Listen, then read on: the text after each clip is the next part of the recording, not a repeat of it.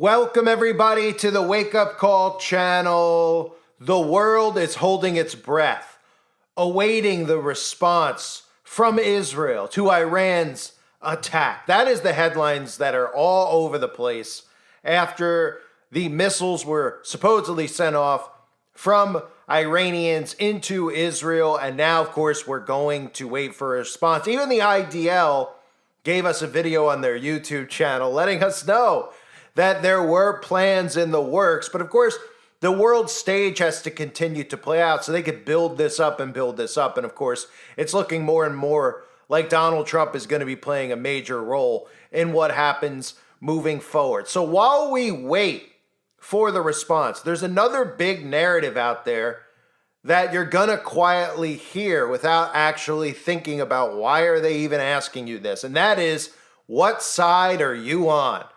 Allies need to pick a side. Citizens need to pick a side. Kind of reminds me of the left-right paradigm, right? We've talked about this and how the left and the right hate each other so much in every country right now. But the civilians who say that they're not going to vote and not participate in this, they hate even more. They can't believe that you won't pick a side. They can't believe that you won't participate in their game. And this is a big factor moving forward.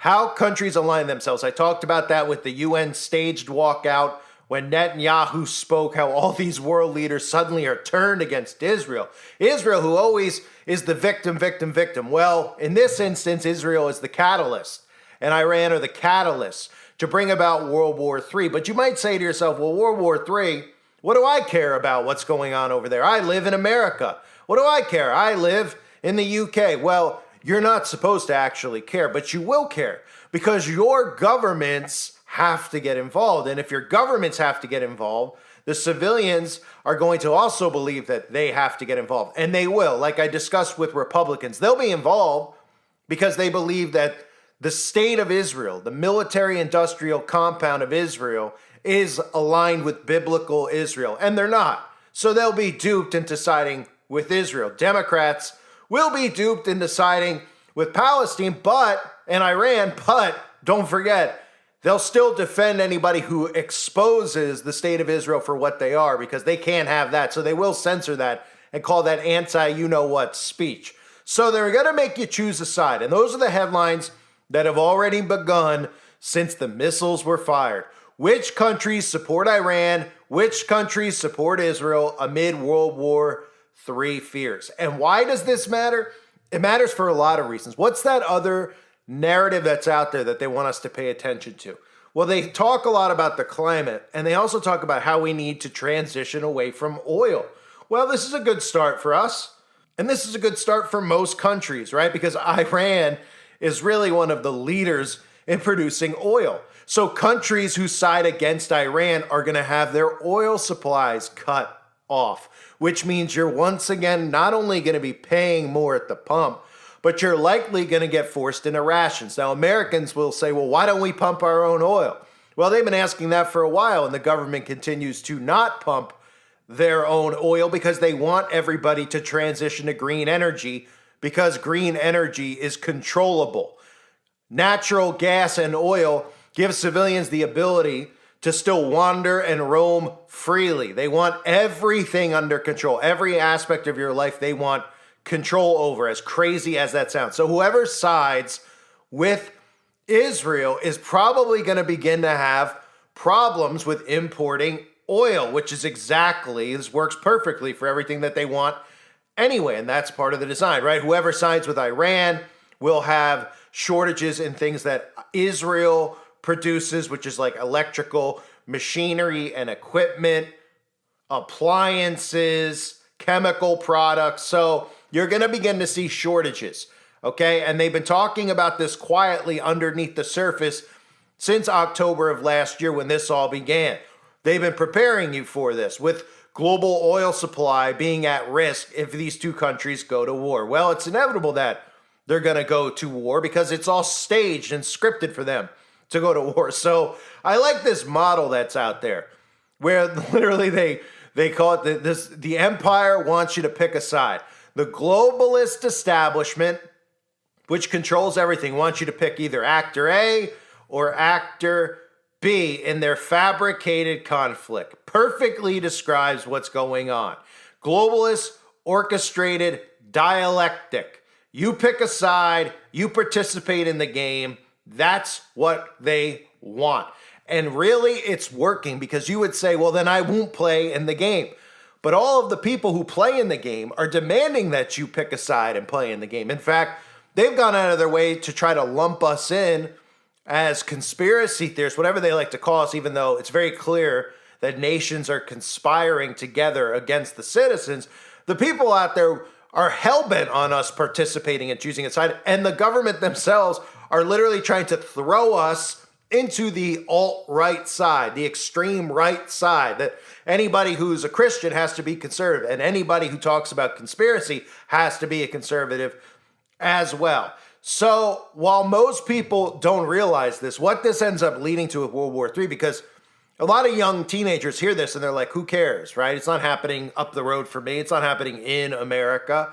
They don't realize that when America gets pulled into this, which I said in the video I did recently, which will likely be an attack on America. They don't need to do that to pull America in, but psychologically they need to do that to pull American civilians in, like they did during the 11th day of September. So they don't actually need to do anything to get America's participation, but they have to make sure that you want America to participate. So there will likely be a strike from Iran in U.S. soil, or on, U.S. soil, that will lead the U.S. to getting involved in this. And don't forget how recently they started pumping that narrative out there about leaked hidden footage of the Saudis being involved in the 11th day of September. Just tells you how inverted of a world it is. For them to tell everybody that the Saudis are involved, most of these conservatives believe it, and they don't even realize the people behind it are the same ones that they will lay their lives down for, who are a part of a military-industrial compound, who claim to be something they are not, right? Which are, again, are the synagogue of Satan themselves. So that narrative is also out there with the Saudis. They brought that narrative out there for a reason, as they continue to plant seeds for a potential attack on U.S. soil. And then some of the other stuff that's out there is literally everybody in the mainstream is saying that America must side with Israel. As much as the liberal media is trying to play the Democrats into pro-Palestine, they will bring them in to be pro-Israel. And in that Mazzini letter between Mazzini and Albert Pike, don't forget, with all the stuff that's in there, with destroying Christianity, with bringing about the doctrine of Lucifer, there's something in there that people need to remember.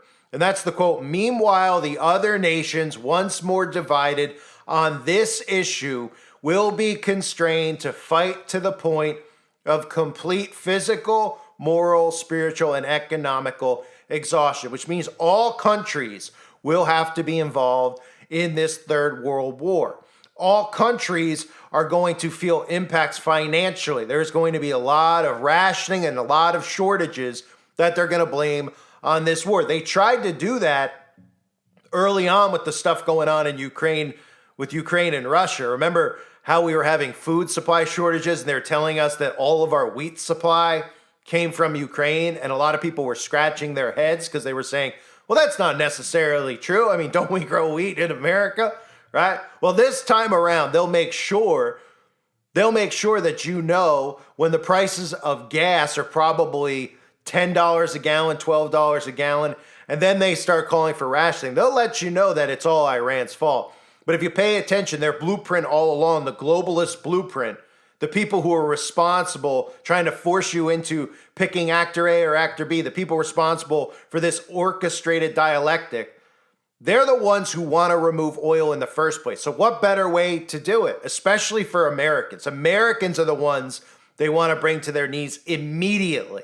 Americans are the ones they want to force immediately into this green energy. And they've already seen pushback from many in America who laugh at the electric vehicles, who are actually aware that these things are like ticking time bombs. The lithium batteries in them are exploding in people's garages, not to mention the fact that on a cold winter's day, your electric vehicle is highly likely to not turn on and be comped. So people become aware. More and more people are going, yeah, I don't know if I want to transition into that. Well, they're going to force you into it one way or the other. So this will give them another excuse to say, look, you haven't gotten rid of your gas-powered car? Well, we're going to have a shortage of imports in a lot of different areas. Well, one of them is going to be oil. So there isn't going to be gas. So you're not going to be able to drive that gas-powered car. And on top of all those things that we've heard, of course, Donald Trump is the big mystery lingering around, right? Trump says we're very close to a global catastrophe, and we are very close on the brink of World War III, which makes this seem more and more likely that by putting him back in power, that we will head to this world war with Donald Trump at the helm. Now, I felt all along that I thought that the Democrats would stay in power, but it's starting to look with the stuff in Israel and Donald Trump that it might be aligned this way to bring us to World War III, especially since one of the other talking points they keep mentioning is that during Trump's 4 years of office, we never went to war. We never had any conflicts with other countries. They keep saying that, which makes you believe that if they put him in power, obviously we're going to go to war. They're telling us that almost as a way of saying, well, Trump will bring peace. And of course, maybe it'll be sudden destruction. So right now, what they want you to do is look at everything going on and they want you to participate. They want you, while we're waiting for the retaliation, they want you to choose between actor A and actor B. And if anybody out there chooses not to participate, they'll call on the hounds like they always do, because all of these people who support either political party literally are more bothered by the fact that people refuse to believe that your vote counts, or refuse to believe in either political party as the answer to our problems.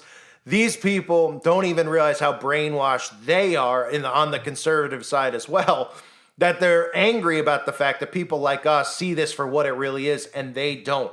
They're getting duped into this, and they're going to want you to choose a side. You'll probably eventually hear a next door neighbor, someone up the road do it. You'll probably start seeing a lot of people in America, just like we saw and currently see with these people with the Ukraine flag, start flying Israeli flags as well. And you'll see Christians doing it also. All of the people, of course, have a zero idea of what is actually occurring. So keep an eye on the stories about who aligns with who, especially with drawing America into World War III with countries like Russia and China.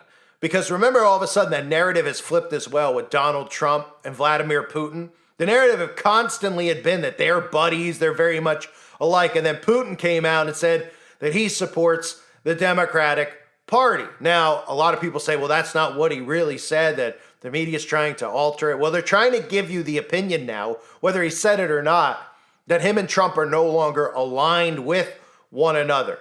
And to bring about absolute chaos, you have China, Russia, and Iran against America and Israel, all of which are working together, of course. But then they have an excuse to start blowing up buildings in the United States of America, blaming it on the other countries, which again would be our own country doing it from the inside, because they're working together. Mossad's working with the CIA.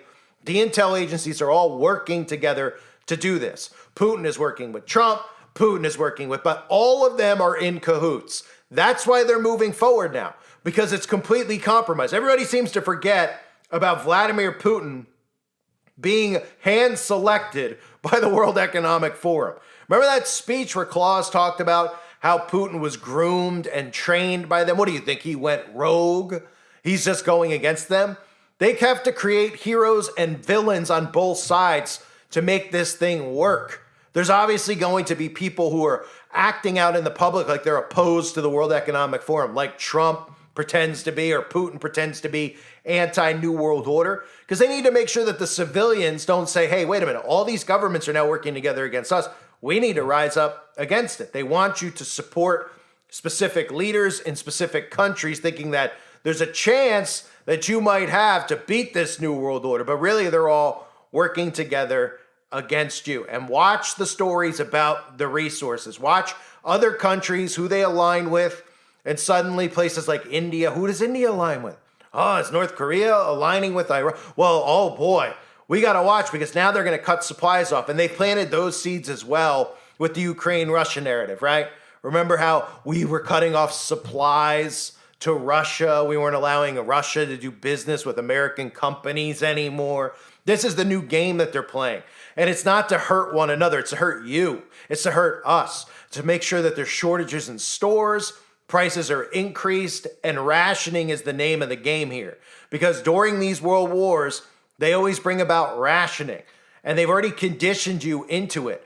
Like during the outbreak, they started conditioning people to get used to not having toilet paper. Or if a store had toilet paper, well, you had the ration. You only got one thing of toilet paper, right? You're only allowed to buy one of these or one of those. Rationing is what's next. They're going to bring our quality of life down and down and down until they turn America into a third world country, which is what the goal of the globalists is. I thank everybody for being here. Hope you're all doing well. God bless all of you as always and your families.